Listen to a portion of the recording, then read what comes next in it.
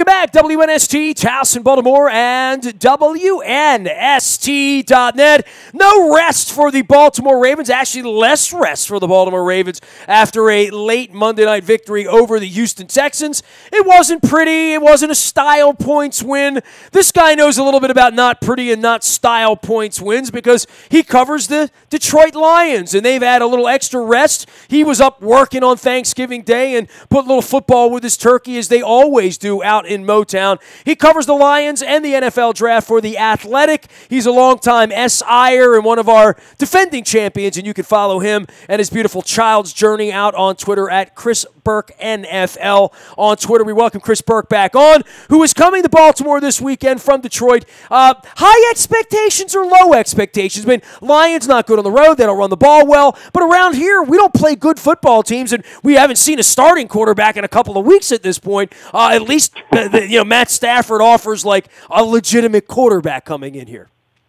Yeah, well, if he's healthy, I guess is the caveat, because he got banged up in that Thanksgiving Day game, was limping around pretty good. They haven't practiced in full since then, and they won't till Wednesday, so we'll see where he's at. But yeah, I mean, obviously it's a step up from Tom Savage and those guys, and that's really the guy you have to worry about, whether you're going to face, whether it's going to be a good Matthew Stafford game when the offensive line protects him against that Baltimore pass rush, or kind of a shaky Matthew Stafford game, which is what he had on Thanksgiving. Minnesota got after him with the front and forced him to rush some throws a little bit, and he missed some plays he normally makes. And when that happens, that offense really bogs down because they can't run at all, and they've had trouble stopping the run on the other side of the ball. So, it's kind of an interesting matchup. I mean, it's been an odd season for them because they've been really good on the road and really bad at home. They got 4 road wins and 2 home wins so far. So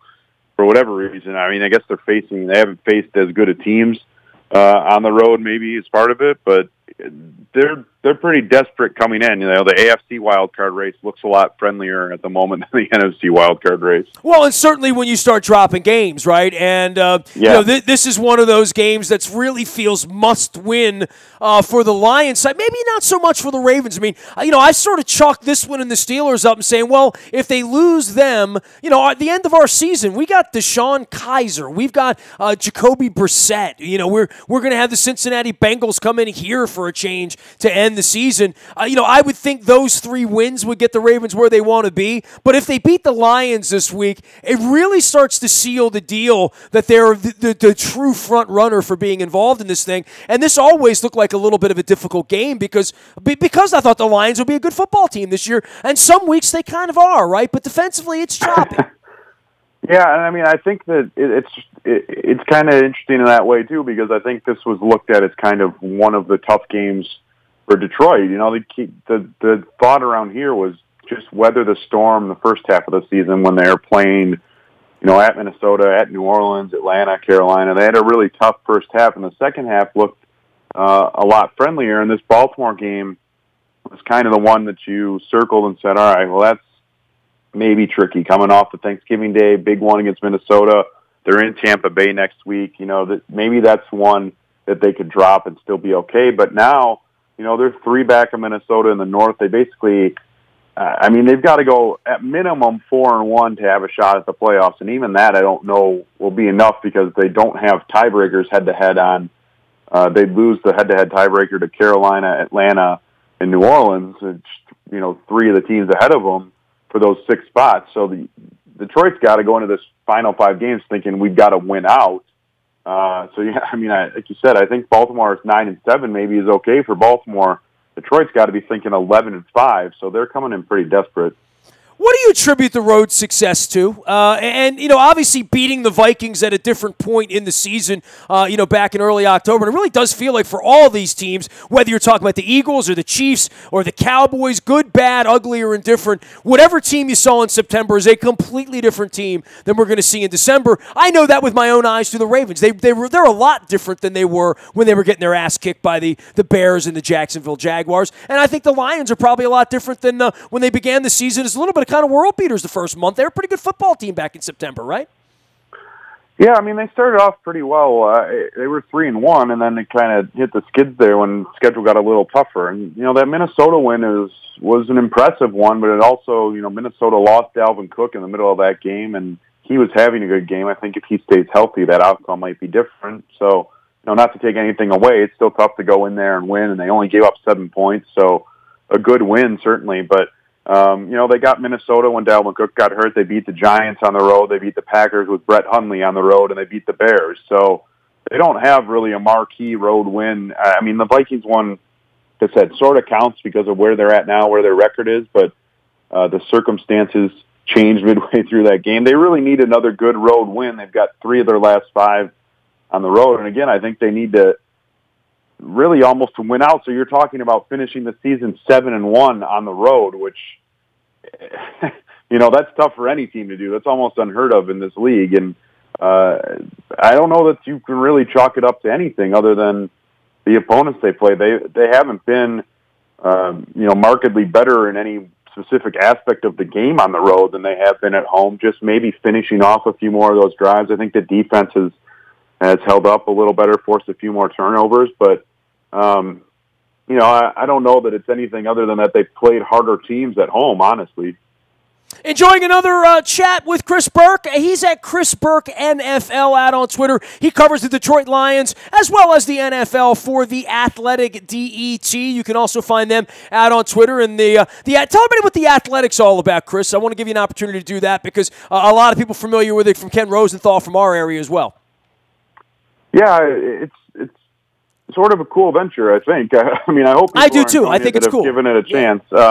It's a subscription-based, no ads on the site, and a pretty reasonable price to get in with a subscription. And I think our goal is to kind of be unique in coverage from what you're getting from the typical beats in the cities we've launched in. Sort of rolling out in different spots. So not every city has one, and not in Baltimore yet, but Detroit and Chicago, Philadelphia, a few out west, and then we do have national coverage too for college football and NHL and NFL, and it's. I was at the MMQB right at the end of my time with Sports Illustrated, and I sort of describe my job now as what the MMQB would be if it had beat writers. It's more features and it's more in depth, behind the scenes.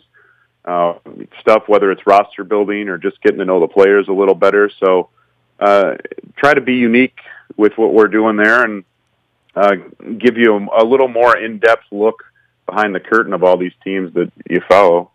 Chris Burke joining us here. He's Chris Burke NFL. This portion of our WNST programming brought to you by our friends at Compass Point Golf Course down in Pasadena. It's the best place to play this fall and into winter. There have been some nice days. So you get a nice day, you want to go play. There's a great course close to home right in Pasadena. It is Compass Point Golf, and you can learn more about all the cool stuff they're doing over there at my pal Robert Kennedy at compasspointgolf.com. Also by our friends at King Discount Liquors, lottery, beer, booze, and more. I got to pick me up some tequila before the holidays ring-a-ding-ding around here. And my wife likes spiking the eggnog. I'm not a spiked eggnog guy, but I am out of Malbec right now, so I got to get over to Rosedale and give the King a ring. You can find them right out there on Pulaski Highway, one of our great sponsors. Make sure you tell Paul King we said hello as well. Chris Burke joining us here to preview all things Lions. And, it's hard for me to look at the Lions in the middle of all this. We've played all these other teams now. I mean, we've lost to the Bears, right? So,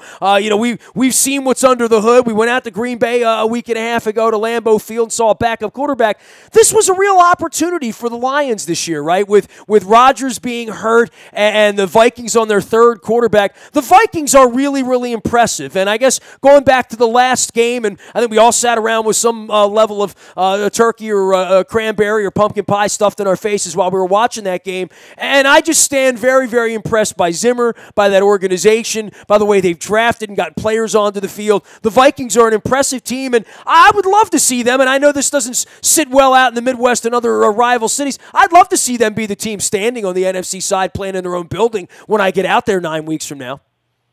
Yeah, I mean, it'd be really cool if that were to happen. I think people will complain about the cold weather maybe. I think that city, that area is going to put on a great Super Bowl regardless of who's there, but certainly the energy, if the Vikings made it, would be incredible. And I think they look, it's hard to say when, you see at quarterback they have Case Keenum still in there, and you think about them as a Super Bowl team. It's sort of hard to make that jump, but he's been really good for them, and he was great on Thanksgiving. He outplayed Matthew Stafford, and I think you sort of hit on what the frustration has been for the Detroit fan base this year because, like you said, the third quarterback for the Vikings, especially Rodgers going down, that really throws things wide open. When Aaron Rodgers is in there, you almost just pencil in the Packers as division favorites and most years as the division winner. And so he goes down. The Lions are the only team on their first quarterback, and it's the highest paid quarterback in football. You think this is their year. They need to cash in. They just missed winning the division last year.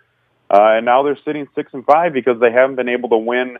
It's really been the big games at home. They lost that controversial one to Atlanta on the last play. They lost to Carolina, Pittsburgh, and now Minnesota. So they've had some chances to knock off the big boys at home, haven't been able to do it. They've been kind of just good enough to get into the conversation, but not good enough to get over the top, and that's how you wind up, looking like you need to go 4-1, 5-0 in December, really kind of at the end of the line here. And they've had a tough schedule, right? I mean, I look at the end of the Ravens schedule, and, I've been doing this 22 years around here, Chris. I don't know that I've ever seen a softer, post-Thanksgiving schedule than the Ravens have at this point. And part of that are the backup quarterbacks and the bad teams in the league. But, I look up at your franchise here and say Falcons, Vikings, Panthers, Saints, Steelers, Packers, obviously without Aaron Rodgers, but that was on the schedule. Boy, that was a nasty little stretch in October there of, there was no rest going on there.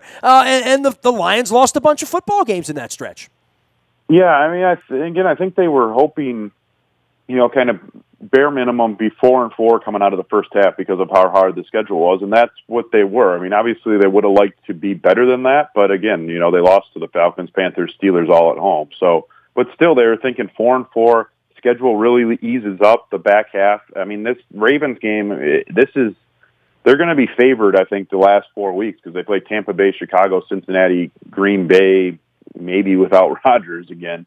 So this is really their game. I think they were thinking December they could go certainly 4-1, maybe 5-0, and be in pretty good shape. But I don't know at the time, at the start of the season, I don't think anyone was thinking 11-5 was going to have to be the record to get a wild card berth. I mean, I think you're thinking 9-7, 10-6.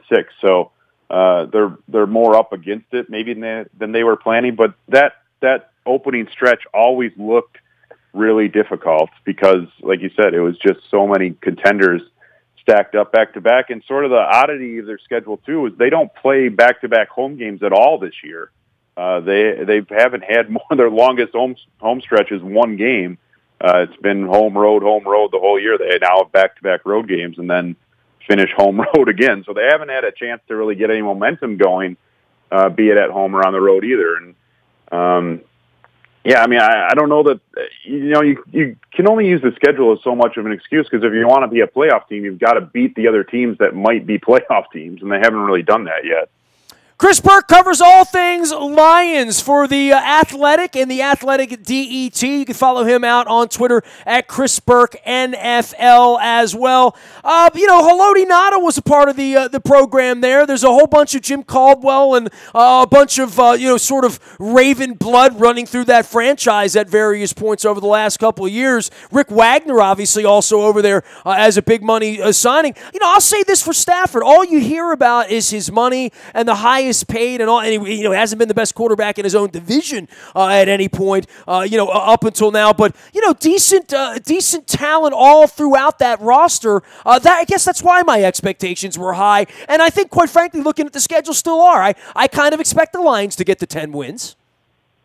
Yeah, I mean, they should on that schedule, especially if Rodgers doesn't play in Week 17. They should get to 10 wins, but. Again, I don't know if that's going to be enough. I mean, the injury you mentioned, Wagner's been pretty solid for them. He's been inconsistent. I don't know, for the money they're paying him, I think they expected more than what he's been, but he's been fine. He's had some rough games. Minnesota's, especially twice now, has been pretty good against him, but they're good against almost everyone. The one that really hurt, losing Ngata, has just clobbered them up front. They were a pretty decent run defense early in the year. And since they lost Nada, they gave up almost 200 yards to the Saints the game after they put him on IR. Their last three opponents now have gone 201, 222, 136 on the ground. So it's a team that's really having trouble stopping teams, especially between the tackles. They're just not really deep, and they're not really that strong at the point of attack. So if the Ravens can get something going early in that game on the ground, they should be able to maintain it throughout, because there's just not a lot of options for Detroit if their initial surge isn't holding up. Chris, I know what an NFL nerd you are, and even though you're covering the Lions, I know you were watching the Ravens on Monday night. Dude, what Suggs is doing right now, and I look up and see Dwight Freeney, wearing Honolulu blue, right, this week, and even Ziggy Ansah, some veteran guys. I've never seen anything like this with Suggs, and I started waxing about Canton and stuff like that, but that was a real signature game at this point in his career, coming back from these injuries to dominate a football game at his age. I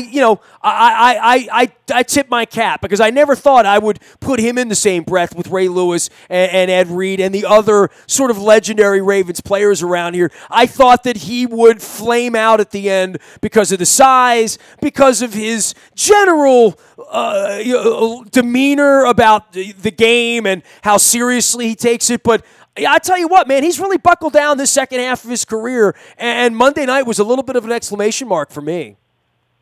Yeah, it's really been incredible to see. I mean, I think Freeney was good last year for Atlanta, and he was pretty good for Seattle this year. A bit of a surprise they cut him. Curious. Is he a Hall of Famer in your mind? I mean, he certainly played at that level for a long period of time, but it feels like it was a long time ago that he was that player, right?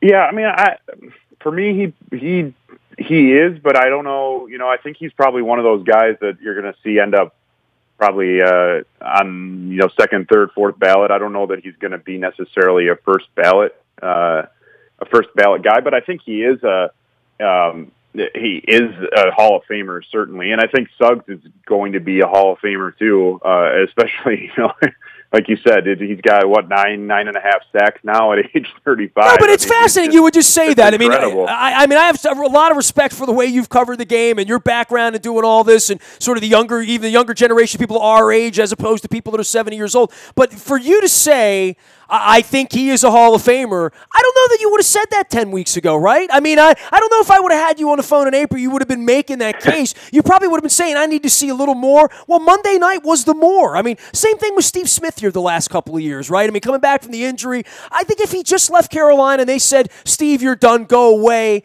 he would have had a nice case for the Hall of Fame, but I think the Baltimore body of work and the way he dominated games around here, that there really is that sort of, I guess the New Orleans expression is the lagniappe, right? It's that thing you do after you did something great, but where is the extra argument, especially if you didn't win a ring, right? I mean, Suggs has a ring. That makes him a little bit different as well. Same thing with Freeney. But this last... and we're both baseball fans as well. There's something about if you're a baseball player and you hang around a little too long, it doesn't necessarily help you out to pad out the stats with 15 home run years at the end or whatever. And I think the same thing could be true for football. If you're running around at the end looking like Johnny Unitas as a Charger, it doesn't bode well for you. But when you're running around at the end the way Steve Smith has, the way Suggs has, to your point, the way Freeney has, that really does put a different spin on this thing than if you're just out there running around playing nickel defense at the end the way, let's say, Dion was, right? Yeah, for sure. And I mean, I think that is sort of, I don't know that there necessarily even is a case against Dwight Freeney at this point. I mean, he was incredible in the earlier 2000s and certainly one of the better pass rushers, I think you could say, of all time. Just the spin move alone and being legendary for that probably gets him into the Hall of Fame. But he has, just because of his role now and his age, I mean, you've seen his stats kind of drop. He's not playing 50 snaps a game anymore. He's playing 20 snaps maybe.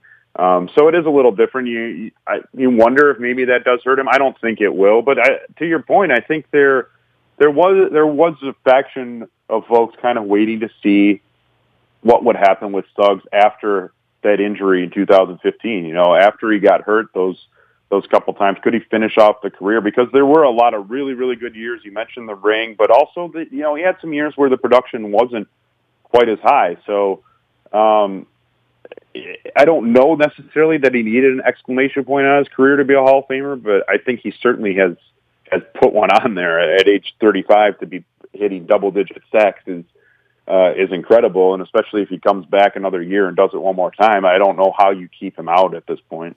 He is Chris Burke, NFL out on Twitter as well as at The Athletic. This portion of our WNST programming brought to you by our friends at Freedmont Mortgage. Don't make a 30-year mistake by choosing the wrong lender. Choose the right lender. It's Freedmont.com. Carl Delmont, of course, joining us around here. Got some Harrisburg Heat soccer games going on this week and this month. If you need some information on Freedmont Mortgage, buying, selling, refinancing, or just some good advice, which I used Carl for last week on behalf of my son, Freedmont.com is the way to do that. Also, D&L Window Tinting, 26 years. Jason and the crew have been tinting everything. Cars, boats, businesses. They put the shades on the sun. They take away the squint. They're in Parkville. They're in White Marsh. And especially on these very, very sunny winter days, you want to visit our friends over there at D&L and get that thing wrapped. Chris Burke joining us here from Detroit. All right, two quick questions, and then I will bid you adieu and hopefully see you here in the Charm City before the weekend's over, Chris. First off, this team going to make the playoffs in your mind if you had to put a nickel on it? For the Ravens, for me,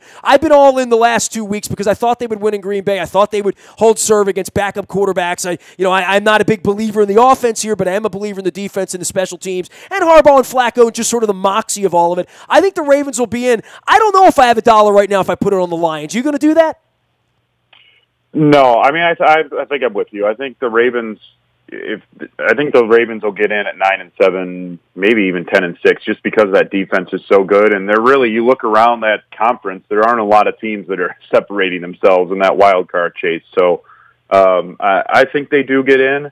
I don't think the Lions get in, and that's even if they finish 10-6, which I think anything worse than 9-7, and they'll be reevaluating their coaching staff, because I think that there's really no excuse for them to finish with below 10 wins given their schedule. But I don't think 10 wins is going to be, I really don't know that 10 wins is going to be enough. It's not going to be enough to catch Minnesota, and I think they put themselves in such a hole with some of these tiebreakers that it'd be really tough to sneak in without going 5-0, and I don't know that they go 5-0 down the stretch. So I think the Ravens make it and the Lions don't.